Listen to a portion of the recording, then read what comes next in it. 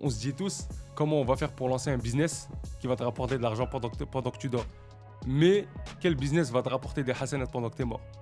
C'est ça la vraie question. Tu fasses un truc, quand tu seras plus là, le truc il va toujours marcher pour toi. Moi, ce projet-là, quand je l'ai lancé à la base des bases, j'avais vraiment mis l'intention pour une sadaqa jariya.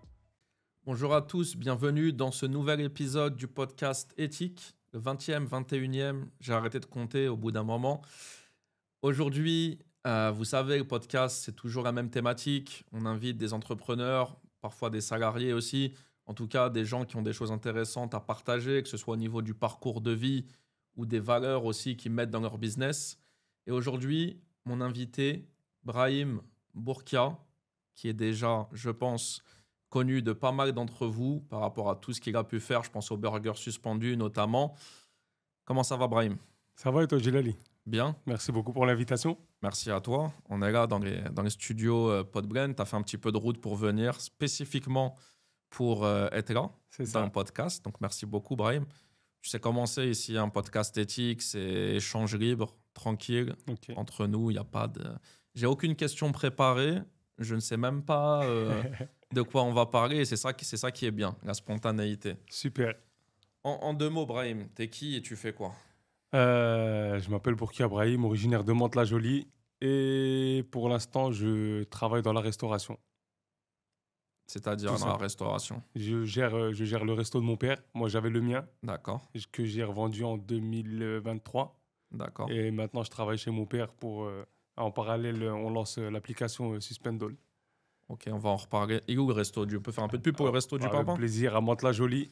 En Ok. fait, il en a deux, ils sont quasiment côte à côte. Le premier, il l'a ouvert en 99, Ouais. l'Étoile de Fès. Ouais. Et le deuxième, il l'a ouvert en 2007. Donc, Genalves et moi, le mien, je l'ai ouvert. Je l'avais appelé l'Étoile de Fès justement en référence à mon père. Je l'ai ouvert en 2015 et je l'ai revendu en 2023 D'accord. Donc à Mantes-la-Jolie. à Mantes-la-Jolie, sur la D'accord. place du Val-Fouré, là où il y a le marché. Ouais, bon, hyper connu. Hyper cool, Et tu le peux pas te resto dans tromper. lequel tu travailles, toi, c'est l'Étoile de Fès. C'est Genalves. D'accord. Ouais, en fait, on l'a sur la place du centre commercial quand tu rentres sur le parking. Nous, Tu c'est peux le pas le premier louper. resto. Tu peux C'est pas le quoi, louper. cuisine marocaine? Cuisine, fast-food marocaine. Tu peux venir prendre des petits déj. Si tu vas de Paris vers la Normandie, tu vas à Deauville au lieu d'aller manger des croissants à Total. Tu passes par chez nous, tu manges le harsha, le semen, des jus d'avocat, de la soupe et tu Magnifique. fais ta route. On mettra l'adresse en description. Je voudrais bien que tu nous parles un peu de ton parcours. Toi, t'es né où? T'as grandi où? Je suis né à Mantes-la-Jolie le 4 mai 92. Né et grandi à Mantes-la-Jolie. Toute ma scolarité, je l'ai faite là-bas. Après la troisième, j'ai fait un BEP hôtellerie. J'ai fait un BEP hôtellerie parce que j'aimais bien la cuisine. Je voulais savoir un peu ce que ça donnait. Et franchement, j'avais un bon niveau, hein. Je tournais à 17 de moyenne en hôtellerie la première année. La deuxième année de BEP, j'ai commencé à prendre les cours avec les bacs pro parce que j'étais, on va dire, assez avancé par rapport aux autres. J'ai fait mon stage chez une grande maison sur les Champs-Élysées. Tu Sauf que ça veux... s'est mal passé. D'accord. Tu veux la citer, la Non, maison? je les cite pas, D'accord. qu'ils aillent se faire Non. cuire des œufs. C'est adapté à la cuisine en plus. Ouais. Ça s'est mal passé, d'accord. Pourquoi c'est mal passé? Ça s'est mal passé parce que la première semaine, en fait, j'ai rien appris de spécifique, on va dire. Deuxième semaine, je vais voir le chef. Je lui dis, écoute, je suis venu là pour apprendre des choses. J'ai pas envie de passer mon temps à éplucher des légumes et à faire des tâches ingrates, entre guillemets. Il m'a dit, écoute, si t'es pas content, tu te casses. Moi, je savais pas que dans les grandes maisons, on parlait comme ça aux employés. J'avais 15 ans, je crois. 15 ans. J'étais en t'étais deuxième jeune. année de 15-16 ans. Je suis un gars de Mantes. Tu me parles pas comme ça. Du coup, je l'ai embrouillé. Je savais pas qu'il fallait pas embrouiller des chefs. Je lui ai dit, je vais te Ah. brûler ton resto. Chose qu'il fallait pas dire. Du coup, on s'est Effectivement. embrouillé. Je suis sorti sur le trajet. Le lycée m'appelle. Il me dit, ouais, qu'est-ce que t'as fait? Nanana, tu donnes une sale image. J'aurais expliqué, il voulait rien savoir. Du coup, j'ai été convoqué le lendemain chez le chef des travaux. Il m'a dit que je pouvais pas compter sur eux pour m'aider à... Je lui ai dit, écoute frère, j'ai jamais compté sur personne. Moi, mon taf, je le fais. Je lui ai dit, je prends même des cours avec les bacs pro pour m'améliorer, etc. Il m'a dit que, genre, compte pas sur nous pour t'aider à avoir ton diplôme, etc. J'ai dit, vas-y, tu sais quoi, laisse tomber. Et j'ai quitté l'école à cause de ça. Et je suis parti travailler chez mon père. Donc, j'ai pas eu de diplôme. Je suis sorti de l'école avec la tête haute un petit peu, on va dire. Et puis, c'est tout, hein. J'ai pas de diplôme, j'ai le brevet des collèges. J'ai Déjà le bien. brevet des collèges. C'est déjà bien. C'est déjà pas mal. Ouais, c'est marrant parce que moi, ça m'étonne pas en fait. On voit toujours dans les reportages, dans les émissions, que les chefs, surtout les chefs étoilés, tout ça, Hmm. là, dans les grandes cuisines, ils font la misère quand même. Surtout aux petits jeunes et tout, quand t'arrives, c'est la vaisselle et. C'est ça. Mais en fait, moi, je savais pas qu'il fallait faire profil bas. Moi, Ah, j'étais là. Moi, je pensais que c'était comme au lycée. ouais, Au lycée, tu viens, tu as envie d'apprendre un truc, tu demandes à ta prof ou à ton prof. Et puis, c'est tout. Sauf que c'était c'était pas pas. comme ça qu'il fallait dire, apparemment. Ouais, Et je suis pas. Certes, j'avais 15 ans ou 16 ans, mais j'étais pas un gamin non plus. Donc, quand je te dis, je vais apprendre quelque chose de nouveau, soit tu me dis oui, soit tu me dis non, c'est pas possible. Et que je change de maison, que j'aille apprendre des choses. J'avais un stage d'un mois. J'allais pas passer mon mois à éplucher des légumes et faire de la vaisselle, frère. ouais, t'as pas voulu te plier aux codes et aux règles Non, non, jamais, de jamais. cet univers-là. C'était pas Depuis, fait pour toi, tout en fait. depuis tout petit. En fait, c'était en 2007 que j'ai quitté l'école. Et c'était dans mon rêve d'ouvrir un. Il n'y avait pas de resto gastronomique halal à l'époque. Ouais. Je voulais vraiment apprendre les bases de la cuisine française et en faire un. Et ouvrir le premier resto halal gastronomique. Sauf que ça s'est pas fait. Et c'est toujours dans un coin de ma Mektoub, tête. Mektoub. Bah, Inch'Allah, on te le souhaite. Inch'Allah. Et du coup, tu revas travailler avec ton père à ce moment-là, t'es encore jeune. Je vais travailler avec mon père. Je commence à laver la vaisselle dans son snack. Je commence à laver la vaisselle, à couper la viande, à préparer les sandwichs, Là, etc. finalement, tu voulais pas faire la vaisselle là-bas, tu l'as fait. Et en fait, j'ai compris un truc hyper vite, c'est que dans le business, si tu construis pas ton rêve, tu construis celui de ton patron. Et quand j'ai pris conscience, je crois que c'était un an après, hein, que mon patron, c'était mon père, ça me dérangeait pas de faire cette tâche-là pour lui. Bien sûr. Donc, j'ai très vite progressé, j'ai vite pris les rênes, on va dire, du magasin. Je commence à faire les courses à métro, à gérer le stock, à gérer les employés, etc. Mon père, il partait de plus en plus au bled, donc il me laissait vraiment tout gérer. Jusqu'en 2017, j'avais un peu d'argent de côté, j'ai trouvé un local en vente et je l'ai acheté et je me suis lancé. À Mantes-la-Jolie À aussi. Mantes-la-Jolie, en face du lycée Saint-Exupéry. D'accord. C'était un local qui marchait pas trop parce que chaque personne qui passait là-bas, il restait un an, on va dire que c'était un local maudit, entre guillemets. Les gens, ils restaient un an et demi, après ils partaient. Et je suis venu là-bas avec l'idée de lancer quelque chose de nouveau et de faire quelque chose qui me ressemble. Je voulais faire les burgers gourmets, il n'y en avait pas à Mantes. J'étais le premier à les faire. Personne faisait des frites maison, tout le monde faisait des frites surgelées, j'étais le premier à le faire. J'avais un pote à moi qui fait de la pâtisserie sur Paris, il me faisait des éclairs fourrés, Nutella, etc. J'étais le premier à lancer ce concept. En fait, j'ai lancé plein de trucs. Et en fait, quand c'est ton resto, tu testes en fait. Il y a des trucs qui marchent, d'autres qui marchent moins. Et après, tu te fais connaître, tu te fais ta propre clientèle. Mais aussi, surtout, ce qui m'a vraiment, vraiment, vraiment poussé à ouvrir mon truc, c'était un pas pour faire de l'argent, à la base. C'était pour me prouver que j'étais capable de faire quelque chose, d'une. Et de deux, c'était pour pouvoir aider sans compter. Ça, c'était vraiment, on va dire, ce qui me boostait chaque matin. Il vient d'où, excuse-moi, donc là, le resto que tu ouvres, comment il s'appelle celui-là? L'étoile de fesses aussi. C'est l'étoile de Ouais, fesses aussi. Là où tu faisais les burgers en face du lycée. Voilà, exactement. Ouais, donc on a parlé. Mais ça devient d'où ce sens de vouloir aider les autres? Il y en a qui font des restos tout simplement pour faire du chiffre. Il y en a qui ont l'argent dans le cœur. Franchement, moi, je ne l'ai pas parce que j'ai taffé, comme je t'ai dit, depuis mes 15 ans jusqu'à mon resto. Je l'ai ouvert en 2015 à 2023. J'ai travaillé combien? 8 ans. L'argent, ça n'a jamais été C'est bien d'avoir de l'argent. Je crache pas dessus, hein. Si tu n'as pas de genre, tu fais rien du tout. Mais ça n'a jamais été mon moteur, on va dire. J'ai toujours voulu aider les gens, surtout quand ça concerne la nourriture. Parce que la nourriture, c'est dans la pyramide de Maslow, c'est tout en bas. Et si tu manges pas, frère, tu fais rien de ta vie. Et depuis tout petit, frère, on a grandi à Mantes. Dans un quartier, on est marocain, ça veut dire le sens du partage. On a ça dans le sang. T'es obligé de... Tu sors, tu regardes juste quand on partait, par exemple, en sortie scolaire, quand on était petit. T'avais un sandwich à la catalane, ton pote, il avait pas. T'es obligé de partager avec lui. Tu peux pas faire le crevard à manger, que lui, Grave. il reste à te regarder, ou un paquet de chips, ou une brique de jus, ou n'importe quoi. Ça veut dire on a toujours baigné dans ça. Et même quand j'étais chez mon père, en fait, j'aimais bien donner aux gens à manger, mais tu es obligé de payer. Ça reste le resto de mon père, c'est pas le mien, donc je paye comme tout le monde quand tu veux aider. Sauf que quand tu payes un grec à 5 euros ou à 6 euros, c'est pas comme si tu le payais avec le prix de revient. Tu vois ce que je veux dire? Ah ouais. Et c'est parmi l'une des raisons qui m'a poussé à lancer mon resto. Histoire de me dire, écoute, je vais aider sans compter, frère. Tout En simplement. quelle année tu l'as ouvert, l'étoile de En fesses? 2017. D'accord. Comment ça se passe les premiers temps? Premier temps, c'était hyper dur. C'était hyper dur parce que j'étais pas encore connu. Je me suis mis devant le lycée, donc ça charbonnait de 11h à 13h30 et après, il n'y avait plus rien. Il n'y avait pas de passage, il n'y avait rien. Je faisais pas encore de livraison. C'était que de l'emporter ou on pouvait se poser aussi? Non, tu pouvais te poser. J'avais une vingtaine de places à l'intérieur. Bien. Ouais. Donc la première année, elle était hyper compliquée, le temps de se faire connaître, etc. Et la deuxième année, j'ai lancé les menus étudiants. Je les avais pas fait la première année.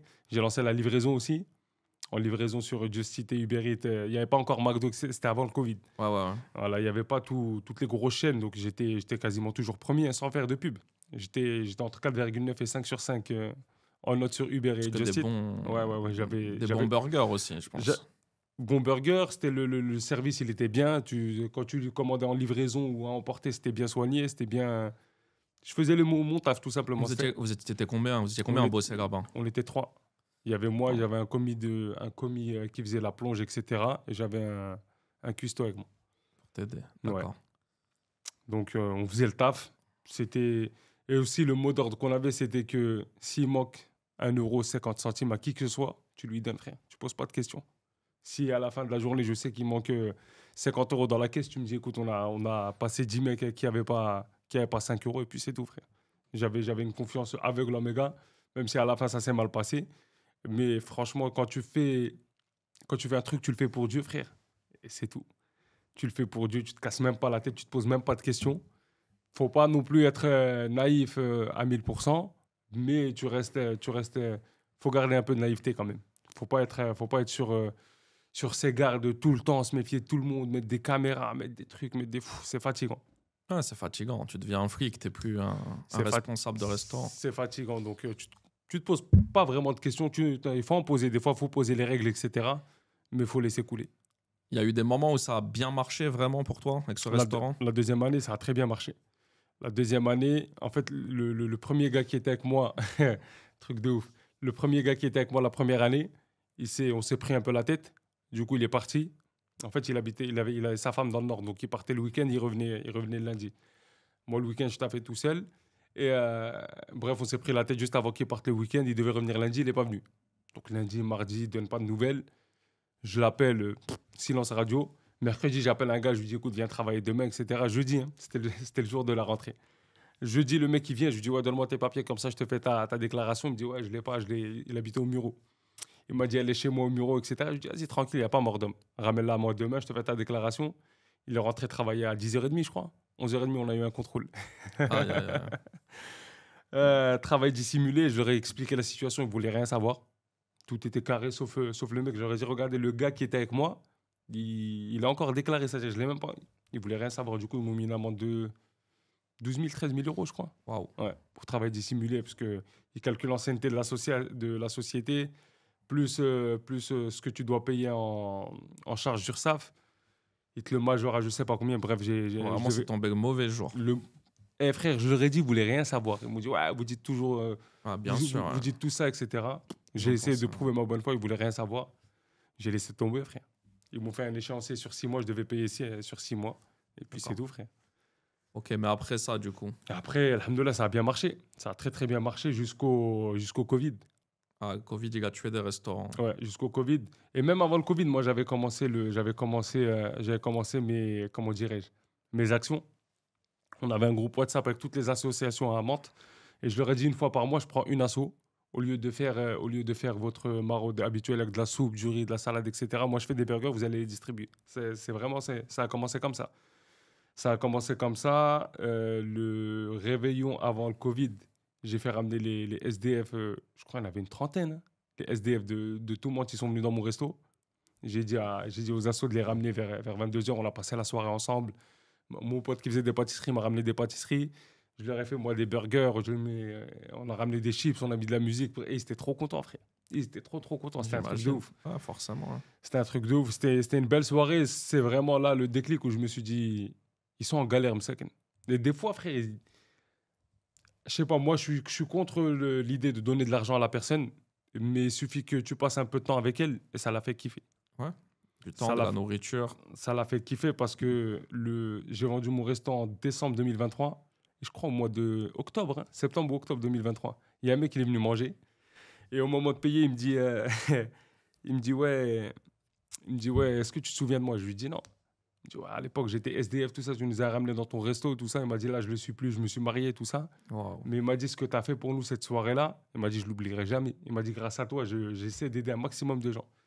Et tu te dis, en fait, avec un petit geste de rien du tout que tu as pu faire, t'as créé un effet boule de neige qui n'a pas de limite, en fait, dans le cœur de ces personnes. C'est-à-dire, le jour où eux, ils sortent de la galère, ils vont aider des gens, mais comme pas possible. Toi, tu t'en as même pas rendu compte parce que tu as fait.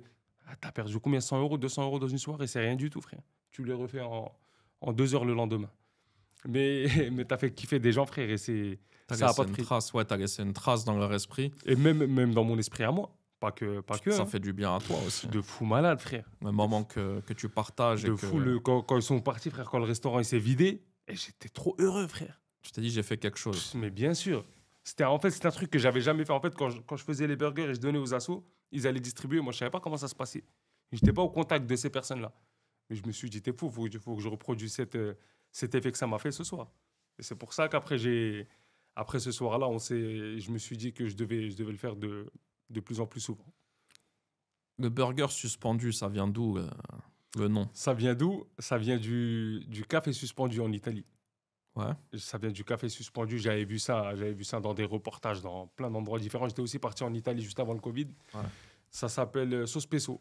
Ok. Donc, tu rentres dans un bar avec une espèce de truc accroché comme ça où il y a des tickets. Et genre, le SDF, quand il rentre, ou la personne qui veut boire un café gratuitement, quand elle rentre, si elle voit des tickets d'accroché, ça veut dire qu'il y a des cafés de dispo. Elle demande un café, elle boit son café à l'œil et tout le monde est content. Le restaurateur, il fait du chiffre parce qu'il fait rentrer de l'argent.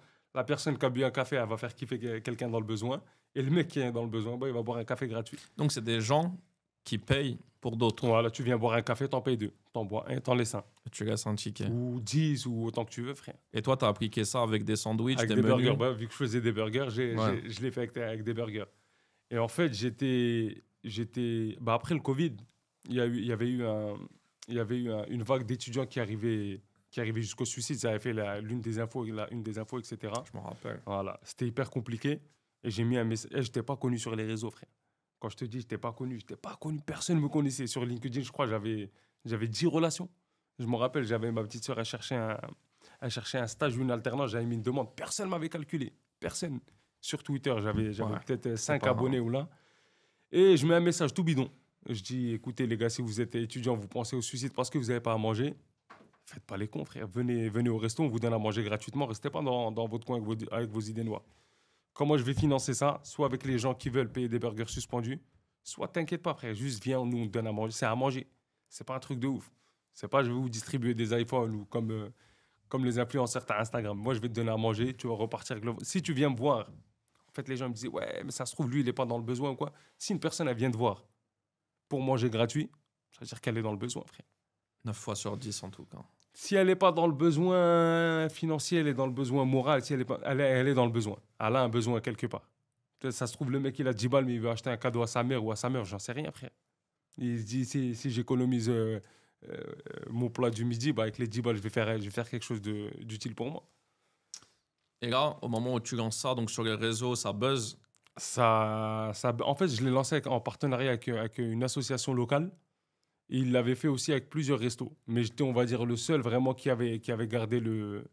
Dès qu'on arrivait à 25, 30 burgers, je les appelais. Je faisais les burgers, ils allaient les distribuer. D'accord. On avait fait ça avec 2 ou 3 restos, mais je crois que il me semble hein, que j'étais le seul à avoir gardé ça sur la continuité. Et bref, quand je fais ça, je crois 2, 3 jours après, il y a un mec qui m'appelle parce que j'avais mis l'adresse du resto et mon numéro de téléphone. Il y a un mec qui m'appelle, il me dit ouais, j'ai vu ça sur Twitter, est-ce que c'est vrai? Je lui dis ouais, je lui dis pas, c'est tranquille. Il me dit vas-y, j'arrive, je suis à moi, j'arrive. Je lui dis viens. Et quand il est venu, c'était un journaliste on a un journal local qui s'appelle Le Courrier de Mantes. Du coup, le mec, il vient, il me dit, ouais, franchement, c'est bien ce que tu fais, etc. Il me dit, est-ce que je peux en écrire un article? Je lui dis, vas-y, si tu veux.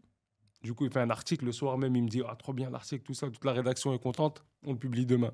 Le lendemain, il le publie. Je fais pas trop attention parce que je n'étais pas trop au réseau. Il commence à buzzer sur Facebook. Les gens m'envoient des messages. Ouais, trop bien, trop bien, trop bien. Et il y a le Bondi Blog qui lit l'article. Comment il s'appelle le mec maintenant? Il est à Bouscapé. C'était le rédacteur, un des rédacteurs au Bondi Blog, Jalel. D'accord. Il voit l'article, il m'appelle, il me dit ouais, je peux venir faire une vidéo, etc. Je lui dis viens, qu'est-ce que tu veux que je te dise? Et pareil, puis le mec, je ne l'avais jamais vu, on a préparé zéro question, rien du tout. Il m'a dit tu commences ton service à quelle heure? Je lui dis à 11h, il m'a dit je viens à 10h30. Je lui dis viens.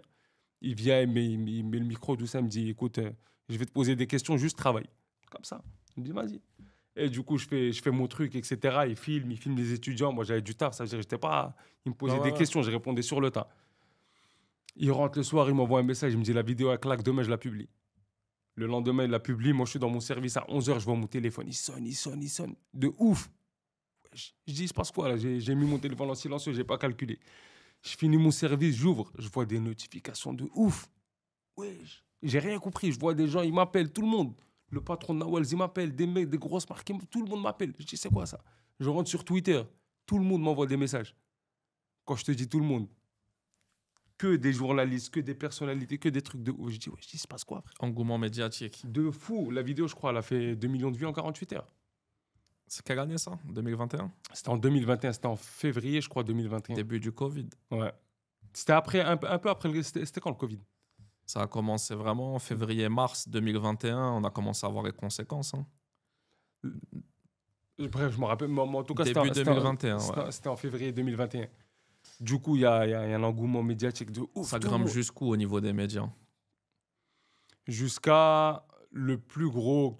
Il y a eu Al Jazeera, il y a eu Deuxième au Maroc, il y a eu les journaux ici. Parisien, t'es passé aussi, non? Le Parisien, ouais, le Parisien, je suis passé plusieurs fois. Il y a eu Cyril Hanouna. D'accord. Ouais. T'es passé à TPMP? Je suis passé à TPMP. Il y avait une chroniqueuse qui s'appelait Ludivine, qui tombait sur le truc, elle m'envoie un message. Elle me dit, ouais, trop bien ce que tu fais, etc. Elle m'a dit, je suis chroniqueuse à TPMP, est-ce que tu veux que je fasse passer un message?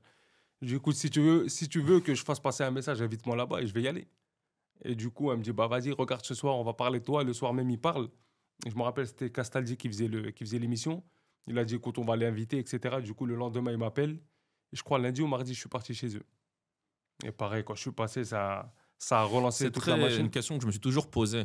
C'est quand tu arrives là-bas, t'es conditionné ou c'est spontané ou tu dis un peu ce que tu veux ou tu dis pas ce que tu veux? Franchement, j'appréhendais. Cyril Hanouna, c'était un bon vieux à l'époque. C'était pas comme maintenant. Il n'avait pas changé comme maintenant. Ouais, de toute façon. Et franchement, c'était cool. Hein. J'arrive en loge, je suis parti avec mon père. Mais vu qu'il y avait le Covid, il n'y avait pas de public, j'avais la rage. Je pensais Ouais, que mon ouais. père il allait se retrouver avec le public, tout ça. Du coup, il est venu avec moi. Il était resté posé dans la loge avec ses petits chocolats comme ici. Ouais. Franchement, c'était cool. Et avant de rentrer sur le plateau, Cyril est venu me voir. Il m'a fait la bise. Il m'a dit, t'inquiète pas, reste comme t'es. J'avais ma casquette à l'envers. Je lui ai dit, je garde ma casquette. Il m'a dit, garde-la. Il m'a dit, reste comme t'es. Tu te mets pas la pression, rien du tout. Et je suis resté comme je suis et j'ai parlé, Ah, donc, j'ai parlé comme je parle tous les jours. Et franchement, c'était une belle vidéo. ouais, t'as au maximum de l'audience parce que TPMP à l'époque, c'est ce qui fait le plus d'audience. Ouais. Ah bah ça a relancé le truc. Il y a plein de gens qui sont venus. Il y a un mec qui est venu me voir avec 5 000 euros en liquide. Il m'a dit, tiens, aide les gens. Je dis, mais t'es fou, quoi, frère. Je dis, c'est quoi 5 000 euros? Je lui dis, frère, moi, j'offre des burgers à 5 euros. Qu'est-ce que tu me racontes? Il m'a dit, ouais, prends. Je dis, ouais, je te jure, je prends rien du tout. J'ai dit, Engouement je de prends. malade. Mais c'est quoi les répercussions sur ton restaurant? T'as dû avoir beaucoup plus de monde qui a débarqué. La plus grosse des répercussions, non, j'ai pas eu plus de monde que ça. Il y a eu pas mal d'étudiants qui sont venus, mais la plus grosse répercussion, c'était les notes sur Google. Je me suis retrouvé avec 10 000 avis sur Wow. Google. 10 000 avis. Pour un resto, c'est un truc de ouf. Hein. J'ai eu une note de 5 sur 5. 10 000 avis, frère. Les gens, tu regardais les commentaires, tu pètes de rire. Je regrette de pas être venu manger. C'est sûr que c'était grave bon. C'était bon. J'avoue, c'était bon. C'est pas pour me la raconter ou quoi, Non, c'était non, bon. bah attends, t'es du métier. C'était bon. T'as des gars, tu vois, ils sont même pas là-dedans, ils ouvrent des faces. Toi, t'es cuisinier, tu vois. En plus, je faisais les trucs avec le cœur et je changeais tout le temps. Tout le temps, je créais des nouvelles recettes. Des fois, il y a des trucs qui étaient éclatés, il faut le dire. Et des fois, je faisais des burgers comme le Seguin avec une sauce moutarde miel, du fromage de chèvre, plein de trucs.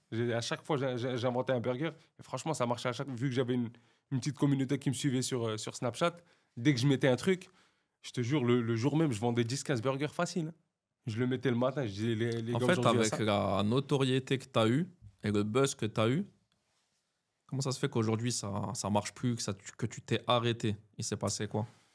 Ça, en fait, le resto, je l'ai vendu pour plusieurs raisons parce que, comme je t'ai dit, je m'étais pris la tête avec les gars pour des sujets, on va dire, on va laisser ça en interne. Ouais, ok. Mais aussi parce que j'avais besoin d'argent. Parce que D'accord. là, en fait, quand j'ai été médiatisé, je recevais des messages d'étudiants qui disaient, ouais, dommage, tu ne sois pas sur telle ou telle ville, on est en galère, nous, ici. Il y avait des restaurateurs qui me disaient, ouais, comment je peux faire moi aussi pour aider les gens? Et j'avais lancé un vrai truc. Hein. Tout le monde commençait à parler des étudiants en 2021. Les grandes enseignes, ils faisaient des trucs, des paniers genre pour les étudiants. Tout le monde commençait à vouloir aider les étudiants. Est-ce que c'était fait pour faire le buzz ou est-ce que c'était vraiment fait pour aider les gens? Tant qu'au final, ça a aidé des gens en galère, moi, ça me convenait. Les gens me disaient, ouais, regarde, il fait comme toi. J'en ai rien à faire. Tant qu'il aide les gens, oula, c'est tout ce qui compte. Tant mieux. Fais comme moi. Moi, je te donne mon secret, je te donne mes réseaux. Rien que fais. Juste venez, on aide les gens. Parce que si tout le monde se réunit autour d'une même cause, frère, on peut faire bouger les choses. Hein. On peut réellement faire Je suis bouger bien les choses. d'accord avec toi. Et du coup, quand il y a eu ce buzz-là, quand les gens me disaient, moi, je veux aider, il y avait des gens qui m'appelaient, ils voulaient m'envoyer de l'aide. Je recevais des tickets resto dans mes boîtes aux lettres, je recevais des chèques dans ma boîte aux lettres. Truc de ouf. C'était un délire. Oh là, c'était un délire.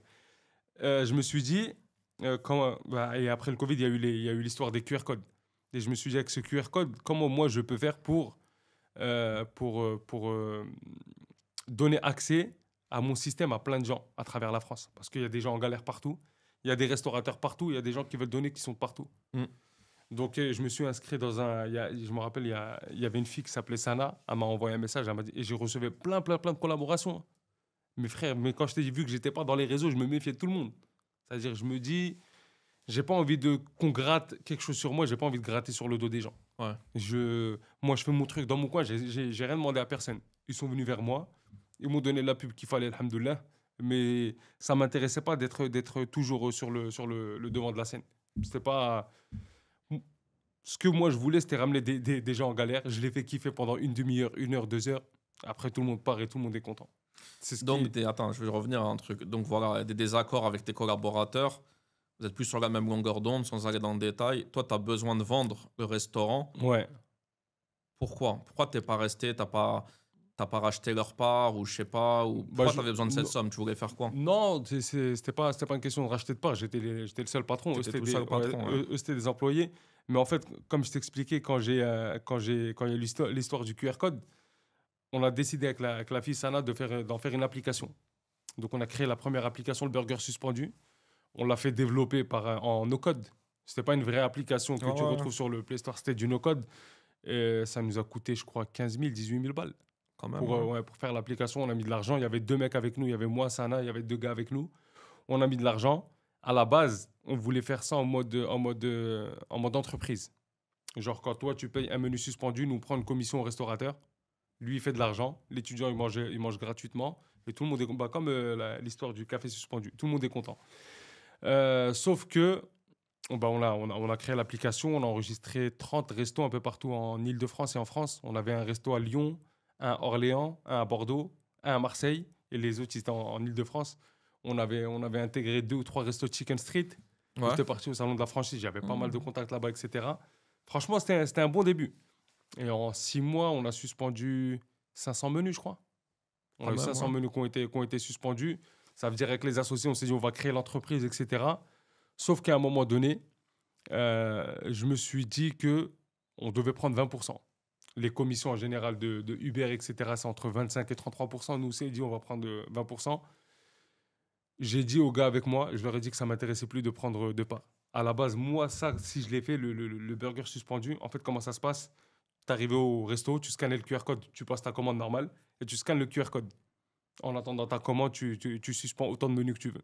Tu reçois un petit message à la fin pour te dire merci, etc. Et l'étudiant, en fait, il rentre sur la map qu'on avait fait, sur l'application qu'on avait fait. Il regarde le restaurant le plus proche de chez lui, il clique dessus, il voit s'il y a des menus de dispo. S'il y en a un, il peut en réserver un toutes les 24 heures. Il se présente au resto avec sa carte étudiant et la réservation. Il prend à manger gratuit et tout le monde est content. Sauf que je leur ai dit, les gars, nous, admettons on va dire un menu, il a 10 euros. Donc sur les 10 euros, nous, on prend 2 euros.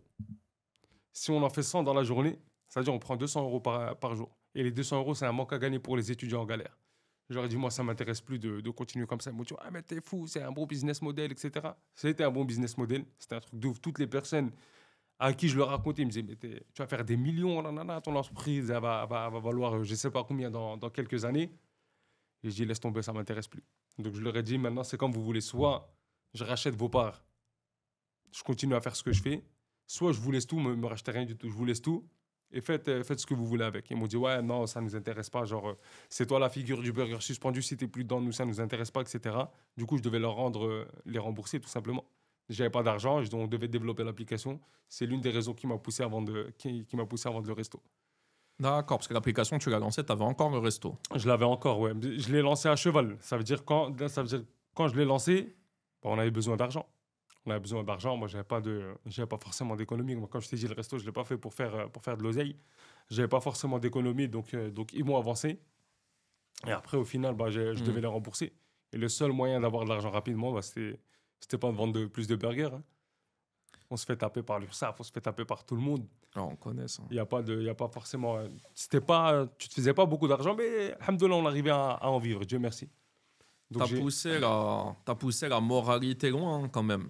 Parce que tu vois, dans le burger suspendu, l'application, les gens étaient gagnants, en fait. Tu vois, le restaurateur, il était gagnant. Les pas étudiants forcément. étaient gagnants. Et toi, tu peux te dire, ouais, quel mal y a-t-il? C'est mon application, je prends quand même ma part. En vrai de vrai, il y a pas de mal à ça. En vrai de vrai, il y a pas de mal. Ouais. Mais j'ai toujours eu la réflexion de dire, regarde, on se dit tous, euh, comment on va faire pour lancer un business qui va te rapporter de l'argent pendant que tu dors. C'est vrai ou pas? Tout le monde veut lancer un Ouais, business bah qui te oui. rapporte des sous pendant que tu dors. Mais quel business va te rapporter des hasanats pendant que tu es mort? C'est ça la vraie question.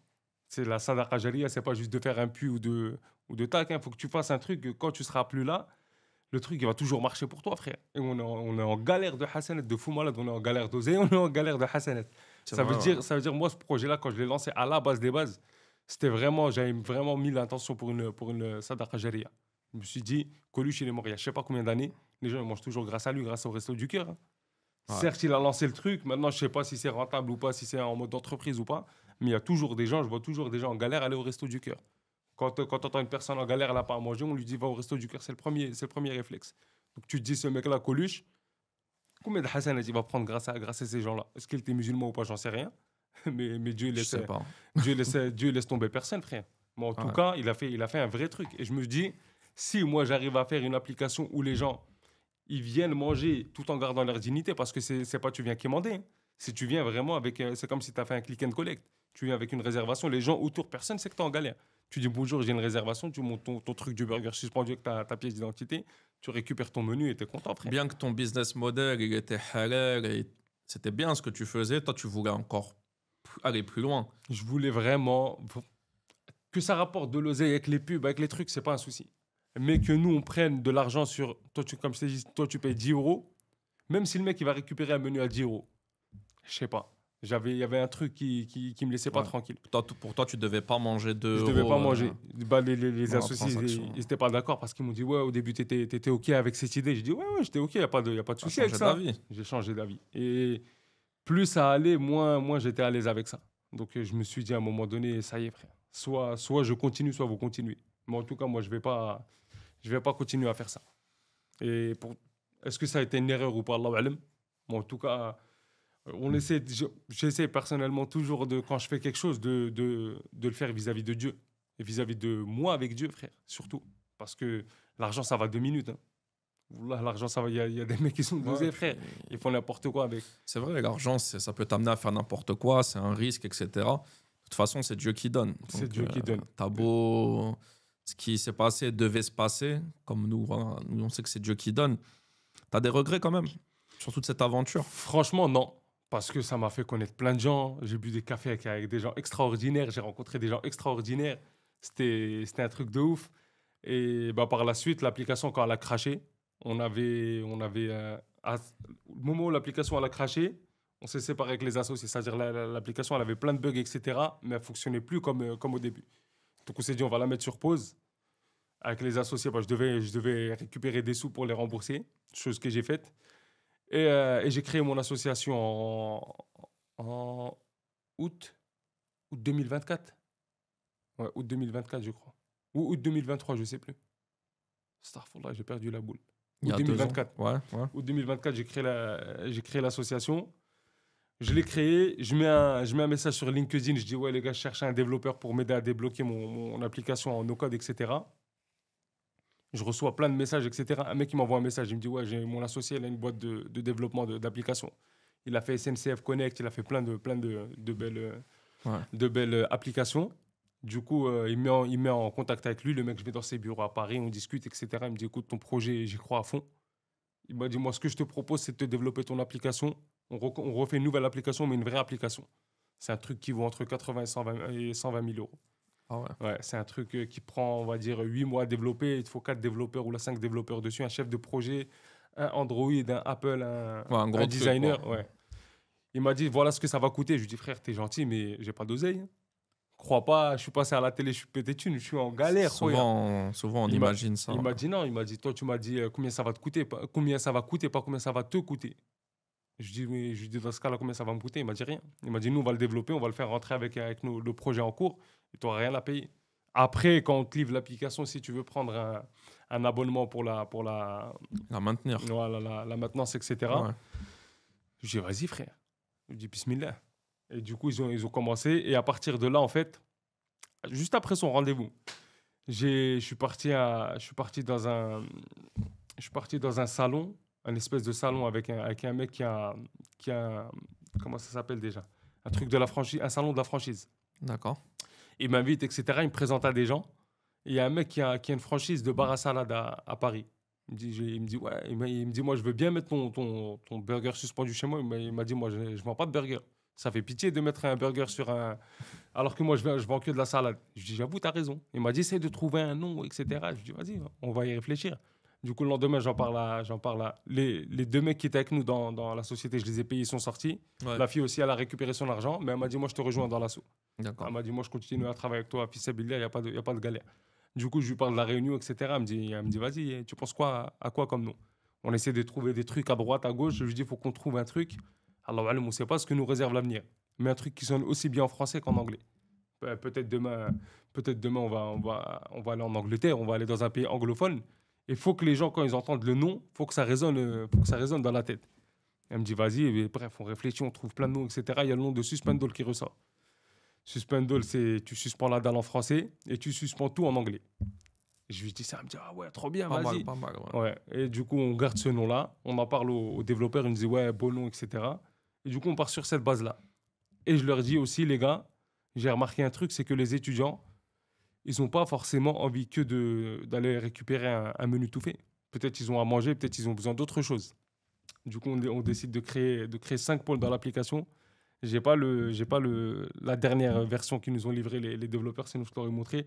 On a mis 5 pôles. On a mis un pôle nourriture, un pôle panier de première nécessité, hygiénique et alimentaire. On devait signer avec un géant de la grande distribution. On avait fait une bête de réunion avec eux, etc. Malheureusement, l'application n'est toujours pas dispo. Ils Ouais. devaient nous créer deux paniers, genre comme l'espèce d'arrondi.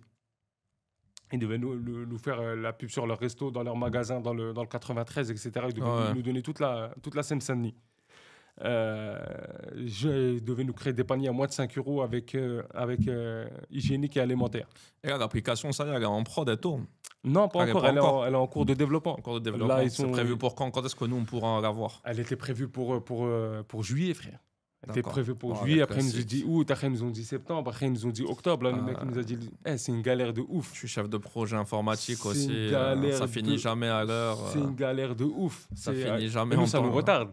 Ah, Ça je nous sais retarde bien. dans tous nos projets, ça nous retarde. Juste là, quand je me suis garé dans le parking, il y a l'Express Franchise. Je sais pas si tu connais, c'est un journal. Ouais, ouais. L'Express Franchise, ils m'ont appelé. Ils m'ont dit, Express. ouais, on a entendu parler de ton application, etc. C'est comment? Il n'y a rien, les gars. Le journal de TF1 de 20h, ils m'ont appelé. Il n'y a rien, les gars. Brut, ils m'ont appelé. Il n'y a rien. Tu veux leur dire quoi? C'est-à-dire, tous ceux qui t'ont appris à l'époque, ils t'ont gardé en fait. Ils m'ont gardé, ils me relancent de temps en temps. Ils me relancent, c'est un Et peu. c'est quoi, juste pour qu'on comprenne bien, les gens qui nous écoutent, la différence avec l'application que tu as tuée et celle que tu es en train de relancer? C'est que là, c'est purement associatif. Purement associatif. Il n'y a pas de business derrière. Non, on prend plus les moins 20%. On a Chapeau. agrandi le panel d'offres. On a, comme je t'ai dit, on a mis la nourriture, les paniers de première nécessité, les fournitures scolaires, le social, tout ce qui est coupe de cheveux, vêtements, etc. Et tout ce qui est culture. On avait par exemple le cinéma, il y avait un grand cinéma à Paris, je sais pas, le cinéma qui passe au Roi Lion. Je sais pas si tu sais comment il s'appelle. Non, le Grand Rex, non, un truc comme ça, c'est pas celui-là. Je crois, je sais plus. Ouais. Il devait nous rejoindre dans l'aventure pour suspendre des Des places de cinéma. ouais, des places de cinéma. En fait, il y a plein d'idées dans la tête. Mais vu qu'il n'y a pas l'outil, tu peux rien faire. On devait acheter un food truck. On a récolté les fonds nécessaires pour acheter un food truck pour faire un tour de France des universités, distribuer des burgers, des fournitures scolaires, des kits d'hygiène et aussi promouvoir l'application. On devait faire plein de trucs. Il n'y a rien qui s'est fait parce qu'il y a, Il n'y a pas d'une, il y a- d'appli. d'une, il y a- on a réussi à avoir l'argent, sauf que l'argent qu'on a récolté, on a payé avec l'application parce que l'application à la base, elle devait être gratuite. Sauf au bout d'un an, on n'a plus eu de nouvelles du patron. Du coup, j'essaie d'avoir des nouvelles, etc. Ouais, ou que dalle. J'envoie un message à son associé, il me dit écoute, je sais pas ce qui s'est passé, silence radio, le mec il a fui la France ou je sais pas. C'est-à-dire il a tout laissé tomber, il s'est enfui, je sais pas qu'est-ce qui s'est Ah, réellement donc, il passé. n'y a plus d'application gratuite. Voilà, et pour retrouver les développeurs, ça a été une mission pas possible, les développeurs ils sont au Maroc. C'est-à-dire le temps de retrouver contact avec eux, etc. Je suis parti les voir au Maroc, ils m'ont dit écoute, on a fait 60% du taf. Quand il nous a laissé tomber le patron, bah, il nous a laissé des dettes, etc. Ton projet, nous, on y croit, on veut le développer, mais on n'a pas d'argent, frère.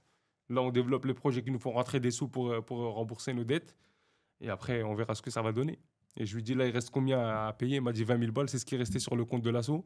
Parce que on avait un peu d'argent de côté, on a récolté un peu de sous. Pour finir. Ouais, j'avais gagné un concours avec un challenge qui s'appelle le challenge Apicil. Je sais pas si tu connais. C'est quoi? C'est un challenge fait par une mutuelle à Lyon. Ouais. Et une fois par an, ils lancent un projet, genre un associatif, un action en entreprise et un autre, j'ai oublié le nom. Et genre, tu t'inscris, tu fais une vidéo de 2 minutes, ils te mettent sur leur site et tu fais voter les gens que tu connais. D'accord. Tu fais voter les gens que tu connais ou que tu connais pas d'ailleurs, tu les fais voter et les 3 projets qui ont le plus de votes, ils passent devant un jury et devant le public à Lyon, ils t'invitent là-bas. Et bah, celui qui a le meilleur projet remporte. Moi, quand j'ai remporté, c'était 20 000 balles. L'année dernière, je crois que c'était 10 000 euros. Ah, cool. Frère, c'est un truc de ouf, Ça cette t'a histoire sauvé, de. c'est- C'est un truc de ouf. J'ai envoyé la vidéo et je l'ai envoyée à 20 h. On m'envoie un mail, on me dit ouais, les inscriptions, elles étaient terminées à 18 h. Je dis wesh, les gars. J'ai dit, vous avez mis la date, vous n'avez pas mis l'heure. Et il avait écrit en tout petit. J'avais la rage. Du coup, j'ai dit, vas-y, laissez tomber, etc. Le lendemain matin, je reçois un mail, on me dit, ouais, on a vu ta vidéo, etc. Ça nous touche, on va te la mettre quand même. Je me suis retrouvé tout en bas de la liste. Le jour où ils ont mis ma vidéo, les mecs, je crois, ils étaient à déjà plus de 200 ou 300 votes. Je commence à faire voter la famille, les gens que je connais, je partage sur mes réseaux. Ça décolle pas. On avait, je crois, 2 semaines ou 3 semaines Tu pour faisais faire quoi dans voter. cette vidéo? C'est sûr que je l'ai vu, mais. Je parlais juste du projet. En D'accord. fait, je disais qu'avec le projet de Suspendall, on va pouvoir nourrir. C'est un truc tout bête, hein. Imagine, on a 100 restos. 100 restos, c'est que dalle, hein. On a 100 restos en France et chaque resto fait 10 menus suspendus par jour. Donc ça te fait 1000 étudiants à nourrir chaque jour. Ouais. C'est 1000 étudiants à nourrir par jour, ça fait combien par mois? 30 000. 30 000, frère. Va nourrir 30 000 gosses, toi, par an. Il te faut une armée pour les nourrir. Alors que là, juste avec une application, avec des donateurs, des bienfaiteurs, qui payent à droite à gauche et les étudiants qui récupèrent à droite à gauche, c'est grave faisable, hein. Bref, je disais ça en gros dans la vidéo. Et les votes, ils veulent pas décoller. Je vais à je sais pas comment il s'appelle le resto de Station F. Ah, je sais pas. Là, bref, il y a un gros resto à Station D'accord. F. Je vais avec un gros QR code. Je fais voter tout le monde. Je me tape l'affiche. Ou là, je fais voter tout. Il y a des gens qui me disent ouais, on n'est pas intéressé. Allez, dégage. Je dis tranquille, les gars. Je fais voter tout le monde. Les votes, ils commencent à décoller. Je crois qu'il restait une semaine ou 6 jours de vote. J'étais 5e ou 6e. Ils prenaient que les 3 premiers. Et je crois le 3e, il était à plus 1000 votes de moi. Je mets une photo vénère sur LinkedIn. Je dis wesh, les gars, vous jouez à quoi là? Ça fait 2 semaines, je vous dis votez, personne ne veut voter. Moi, je suis là, je me casse la tête à ramener un vrai projet pour aider les étudiants. Quand on vous demande de cliquer sur un bouton, vous faites du cinéma. Je vais dormir, je crois que je l'ai publié à 20 h. Je vais dormir, le lendemain, je me lève. J'ai pris 1500 votes, frère. En une nuit. Ah, le post, il est Je parti. fais la même chose sur Twitter. Je mets la même photo, le même post. 24 heures après, 1500 votes. Les organisateurs, ils m'ont appelé. Ils m'ont dit, t'as pris 3000 votes en 24 heures, comment t'as fait? J'ai dit, les gars, regardez mes réseaux sociaux. J'ai rien fait d'exceptionnel. T'es sur J'ai quel juste- réseau, toi? C'est où que t'es fortement présent? LinkedIn. LinkedIn, c'est là où vraiment j'ai le plus d'impact parce qu'il y a une grosse communauté qui me suit et parce que je fais beaucoup de, pas avec mon association, mais à titre personnel, d'opérations au coup de poing. Par exemple, la dernière qu'on a fait, c'était il y a un mois même pas. On a levé entre guillemets 6 000 euros de dette pour une maman solo. Je l'ai vu. Ouais. Voilà, elle avait un loyer de 6 000 euros, un arriéré de loyer de 6 000 balles.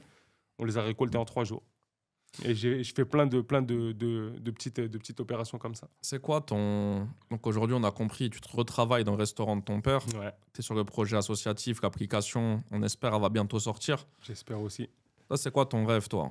Professionnellement, c'est quoi le business ou le restaurant que tu aimerais avoir?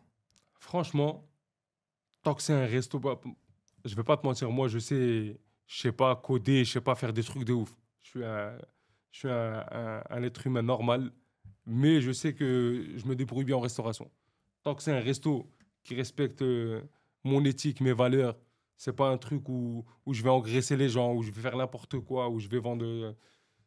Je veux pas faire n'importe quoi parce que dans les fast-food aujourd'hui, les gens ils ont tendance à faire n'importe quoi. Je veux proposer un truc classique, un espèce de, je sais pas encore, est-ce que je vais créer un concept de brunch ou là, un truc, mais je veux faire un resto déjà qui va me permettre de profiter un max avec ma famille. Mes gosses, ils grandissent vite, hein.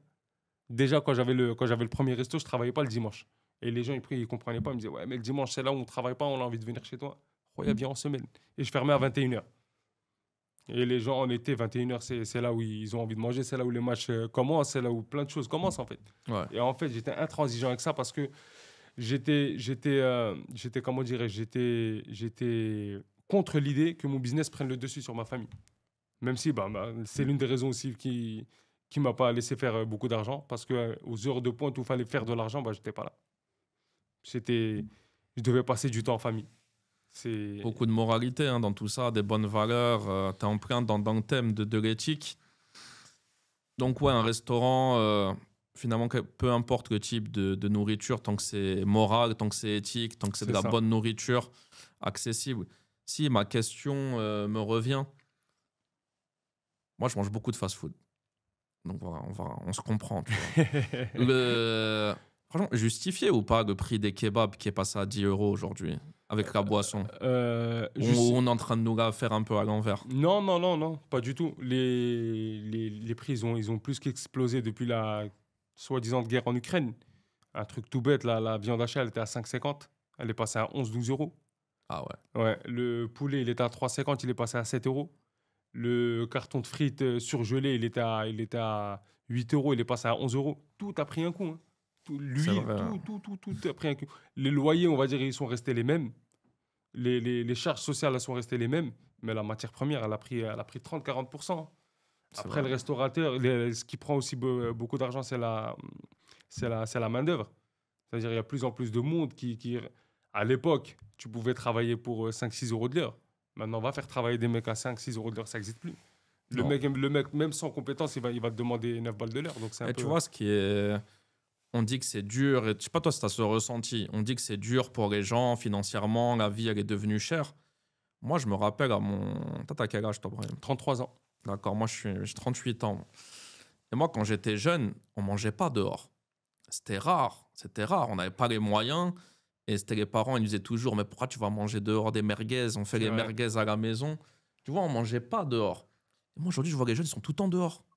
Et tu vois, c'est un paradoxe entre le truc de les parents, ils ont pas d'argent, tout ça, machin, et trucs. Mais les gamins, moi, je suis dans le 93, tu vois. Je suis pas. J'ai l'impression que les gens, ils mangent. Les quick halal, c'est blindé. Les Grecs sont tous blindés. Les 129, on leur fait de la pub, les machins. Tout est blindé. C'est blindé. Ça veut dire quoi? Est-ce que c'est. Déjà, est-ce que tu as ce ressenti que la restauration, les gens n'ont jamais autant mangé dehors qu'aujourd'hui? Et est-ce que ça veut dire finalement, peut-être ils n'ont pas beaucoup de moyens, mais ils se font plaisir et... C'est pas qu'ils ont pas de moyens, ils ont pas le temps. T'as dit quoi, toi? Ta mère a dit pourquoi tu vas manger les merguez dehors? Viens, on les fait à la maison. Les gens ne font plus les merguez à la maison, frère. On en est Les, là. Hein. les mamans, elles cuisinent quasiment plus à la maison, hein. C'est On, vrai. on a des bêtes de cuisine à Ikea, mais personne ne fait à manger. Quand je dis personne, c'est très rare. Mais quasi... moi, je suis le premier, frère. J'ai des gamins, tu leur dis on fait des burgers à la maison, ça les intéresse pas. Ils Ouais. veulent sortir manger dehors, ils veulent aller là, là, là, là, là. En fait, c'est un mode de vie qui est devenu... Parce que les gens, ils ont plus le temps. T'as plus le temps. Les activités des gosses, avant, il n'y avait pas autant d'activités. Tu sortais de l'école, tu sortais jouer dehors. Nous, Maintenant, c'était il y a souvent la on jouait piscine, il y a le dehors. théâtre, il y a le Ah truc, il y a le truc. ouais, T'as ouais. pas le temps. Et si en plus le père il travaille, la mère elle travaille, il y a encore moins de temps. C'est vrai. Avec la crèche, avec les trucs, avec les aides de devoir, il y a grave pas de temps. La Donc, mère, c'est un elle sort budget. du taf à 17h ou à 18h. Je crois qu'elle va rentrer, elle va faire à manger. Si elle s'y prend pas à l'avance ou quoi, le week-end, elle doit se reposer un peu, elle doit faire ses trucs. Et c'est grave compliqué. Ça veut dire, je pense pas que ce soit un manque de moyens, parce que si t'as pas les moyens de manger dehors, tu manges pas tout simplement. C'est un manque de temps. Et les gens, ils trouvent de l'argent. Les petits, ils ont de l'argent aujourd'hui. Frère, ils ont des écouteurs à 200 balles. Tu sais, c'est quoi 200 balles? Même moi, je les ai pas, les Ils ont de écouteurs à 200 l'argent, balles. je sais pas comment ils... Bon, chacun le trouve à sa manière. Ils Après, ont de t'as la- les bourses, t'as les trucs, t'as les... Les petits, ils ont de l'argent. Les parents, ils donnent aussi avec facilité. Et je c'est crois aussi... que la génération de nous, en tant que parents, la plupart, on gagne quand même mieux que ce que gagnaient nos parents, tu vois. Sûrement, après, tu leur facilites un peu aussi. Ce que toi, t'as pas forcément eu, tu essaies de leur On leur donner. donne, on les met à l'aise. Voilà, donc c'est un peu... C'est un tout, en fait. C'est la société qui a changé comme ça. Hein. Le... J'en profite. Le business de la crêpe, ça me paraît être un business hyper rentable. Vrai ou faux? À emporter. Tout est rentable à partir du... Tu sais ce qui rend la chose pas rentable? C'est la main-d'œuvre. C'est ce qui te bouffe ton... Mais tu vois, c'est pour ça que je te dis la ton crêpe. business. Tu es tout seul, mini local, et tu vends de la crêpe. Tu vas... Toi, en tant que patron, Ouais, même si c'est toi qui gères ou tu fais travailler une personne. Tu vois. déjà, si tu fais travailler une personne, t'as une charge en plus. Ouais. T'as une charge en plus. Allez, tu fais toi-même. Si tu le fais toi-même, ça te bouffe ton temps. Et généralement, les mecs, je vais parler de moi encore une fois, si moi, je lance un business aujourd'hui, si le resto il est ouvert pendant 12 heures, faut que je sois là-bas maximum pendant 6 heures. Mais quand je te dis maximum, c'est courses, compta, tout. Faut que ça me prenne 6 heures dans la journée. J'ai pas le temps, frère. Je suis pas un businessman, mais je préfère 1000 fois passer du temps avec ma femme et mes gosses que d'être dans un commerce. Parce que au final, je disais, les petits aujourd'hui, ils sont un peu dispersés. Donc si t'es pas vraiment là pour eux H24, pour les recadrer, ça va vite. Hein.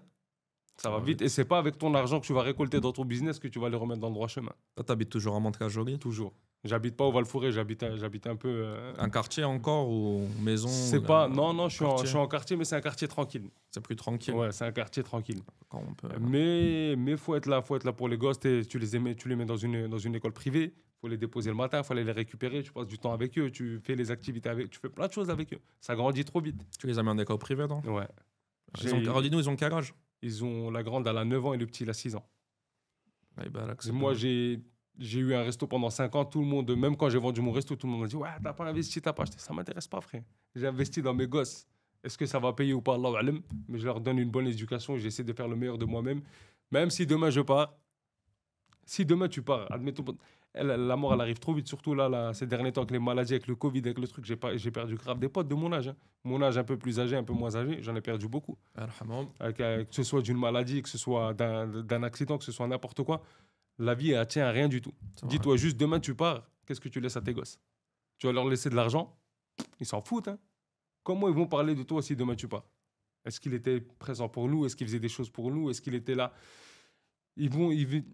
Tout part. L'argent part, la santé part, tout part, le Il temps reste part. les souvenirs, Les souvenirs. les moments passés, les moments de qualité. Quand tu as souvenirs. rigolé avec eux, quand tu leur as appris des choses. J'ai posté une photo avec mon père il y a quelques temps sur LinkedIn. Je sais pas si tu l'as vu ou pas. J'ai posté une photo avec mon père. Sûrement, je l'ai vu. Je suis parti le rejoindre au Maroc. On a passé une journée à Casa. On est parti de Tanger en voiture jusqu'à Casa. On a passé la journée là-bas. On est revenu le soir. Frère, c'est une journée mémorable. Magnifique. Il a C'est quel une âge ton père? Il a 65. Ah, ça va. C'est une journée mémorable. On a kiffé. Je l'ai emmené manger, on s'est promené, on a fait des photos, on a rigolé, on a discuté. Parce qu'on a fait quand même presque 4 heures de route, aller 4 heures retour. C'était un truc de ouf. Mais c'est pour te dire que tu gardes que les souvenirs. Et maintenant que les mémorises, là, quand tu prends une photo, l'année d'après, ça te l'envoie. Quand une année passe, t'es là, tu l'envoies à ton père, il kiffe, il dit ah ouais, c'était une bête de journée, etc. Tu gardes que ça, frère. Tu gardes que ça. L'argent, Totalement là, ça va d'accord. 2 minutes. L'argent, ça va le business, ça va 2 minutes. Prends du temps pour toi, pour tes gosses, pour les gens que t'aimes. Parce que le jour où tu vas soit ils vont te perdre ou tu vas perdre quelqu'un d'entre eux, l'argent, ça va rien rattraper du tout. Moi, je suis toujours dans cette optique-là. Je te montre mon compte en banque, je suis toujours dans le rouge, frère. Mais je suis heureux parce que je fais kiffer des gens, je fais kiffer les gens que j'aime, je fais kiffer des gens que je connais pas. Mais on les fait kiffer. On a fait des Noëls pour les orphelins. Il y a 2 ans. Il y a 2 ans, on a fait appel à une meuf du groupe Mattel. Je sais pas si tu connais le groupe Mattel. Mattel, c'est Voilà, les jouets. Hein. Les jouets. Ils nous ont envoyé une palette de jouets, frère. On a fait un Noël pour des orphelins avec une association à Mantes qui s'appelle les Mamans du Ciel, qui s'occupe des enfants qui ont perdu leurs parents dans des féminicides, des trucs un peu gore, on va dire. Et on les a fait kiffer, frère. Moi, j'ai fait un stand de crêpes. À la fête à crêpes, j'ai ramené des Kinder, du Nutella. Les petits venaient, ils composaient leurs crêpes eux-mêmes. Les Mattel nous ont livré une palette de jouets, frère. À la fin, il y en avait même pour les autres. C'est-à-dire, moi, tout ce qui est resté, je les ai gardés. Je suis parti dans les foyers sociaux. J'ai refait des crêpes là-bas. On a redistribué les jouets. On fait kiffer tout le monde. Et en fait, plus ça va, plus tu as grandi ton réseau. Il y a des gens qui t'apportent des choses, qui te ramènent des choses. Toi, t'étais même pas, tu les avais même pas en tête. Je veux faire des burgers. À la dernière distribution que j'avais fait, c'était les boissons Ifri. Des fois, c'est le métro proche de chez moi qui me fait un bon de 200, 300 euros. Ils me disent, prends ce que tu veux dans le magasin. C'est plein de choses comme ça, en fait. Et t'as pas forcément. Je me considère tout le temps comme un espèce de pont social. Je sais que j'ai des contacts, des gens qui me suivent. Je leur dis, les gars, je vais faire ça, qui veut participer? Tu veux, viens, bismillah. Tu veux pas, tranquille, suis-nous, mets juste un like, mets un partage. Ça se trouve, il y a quelqu'un de ton entourage qui va nous suivre dans notre action. Et puis, c'est tout. Hein. J'ai fait pareil, le dernier réveillon solidaire que j'ai fait avec les SDF, vu que j'avais plus de resto. Il y a 2 ans, j'avais cuisiné dans la rue. J'ai loué une plaque chez Kiloutou, j'ai pris mes trucs, je suis parti dans la rue sur le parvis de la collégiale. J'ai fait des burgers dans la rue. Les mecs qui venaient, ils étaient choqués, frère. Je te jure, le mec, le maire, il est venu, ses adjoints, tout le monde était choqué. Et ils ont kiffé. Ils me disaient, que les politiques kiffent, ça m'est égal. Mais que des mecs qui dorment dans la rue, ou là, des mamans solo qui sont dans les foyers, ou là, ils viennent récupérer des trucs, ils sont contents, c'est un truc de ouf. L'année d'après, j'ai pris un food truck. J'ai fait 2 emplacements à Mantes. Et dans le food truck, ce qui est bien, c'est que j'avais un camion à côté.